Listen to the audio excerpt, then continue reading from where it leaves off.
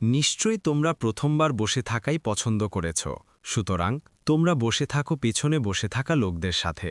৮৪ আর তাদের মধ্যে যে মারা গিয়েছে তার উপর তুমি জানাজা পড়বে না এবং তার কবরের উপর দাঁড়াবে না, নিশ্চয়ই তারা আল্লাহ ও তার রাসূলকে অস্বীকার করেছে এবং তারা ফাসিক অবস্থায় মারা গিয়েছে।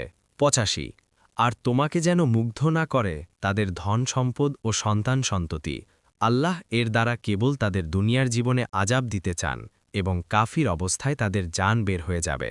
৮৬ আর যখন কোনো সূরা এই মর্মে নাজিল করা হয় যে তোমরা আল্লাহর প্রতি ঈমান আনো এবং তার রাসূলের সাথে জিহাদ করো, তখন তাদের সামর্থ্যবান লোকেরা তোমার কাছে অনুমতি চায় এবং বলে, আমাদেরকে ছেড়ে দাও, আমরা বসে থাকা লোকদের সাথে থাকব।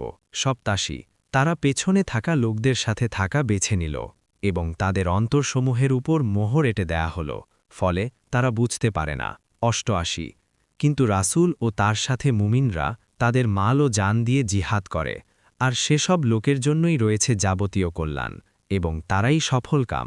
৮৯ আল্লাহ তাদের জন্য তৈরি করেছেন জান্নাতসমূহ, যার নিচ দিয়ে প্রবাহিত হবে নহরসমূহ, তাতে তারা চিরদিন থাকবে।